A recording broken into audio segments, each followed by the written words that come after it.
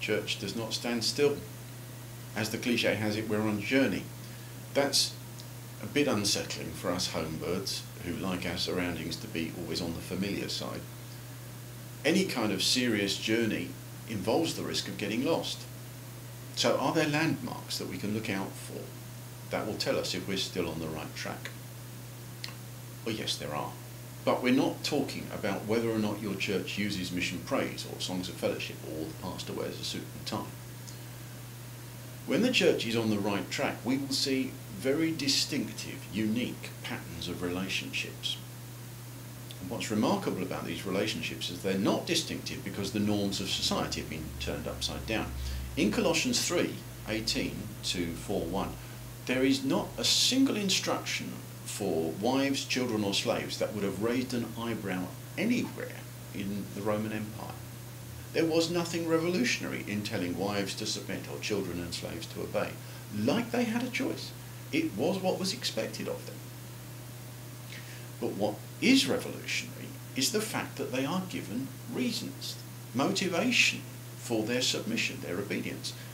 And that motivation goes way above and beyond the norms that society expected of them.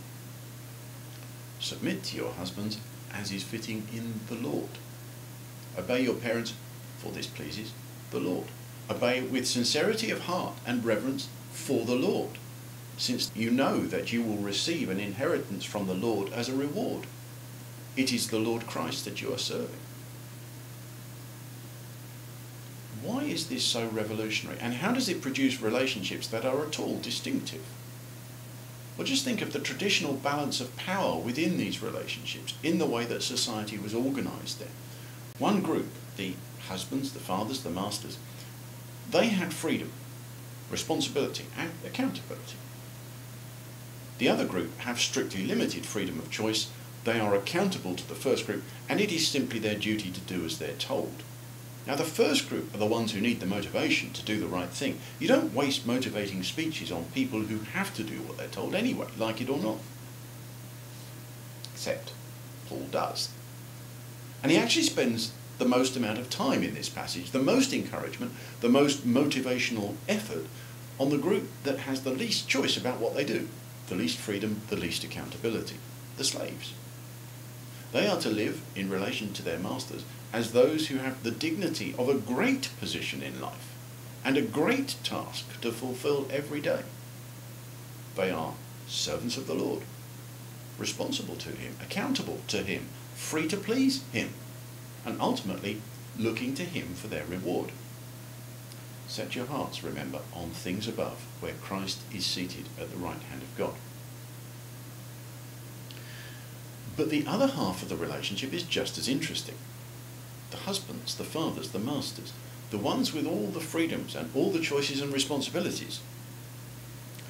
In society at that time, the thing that made it easier for them to bear the burden of their responsibilities was quite simply that they didn't have to take into account their wife's or their children's feelings or put themselves out in any way to provide for their slaves' needs. They had an easy option, always available to them, of shut up and do as you're told, because I say so.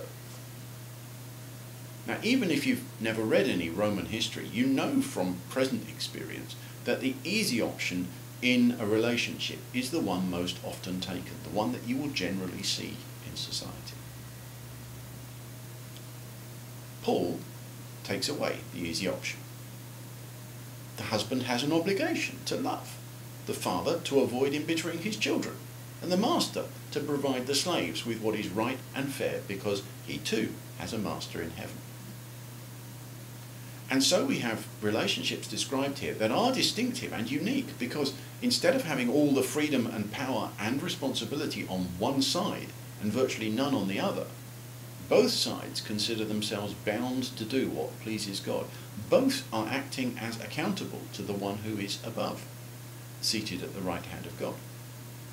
Neither side will be content to take the easy options. Relationships are what tell the truth about the church. Are we taking the easy options, or are we aiming to please our Master in heaven?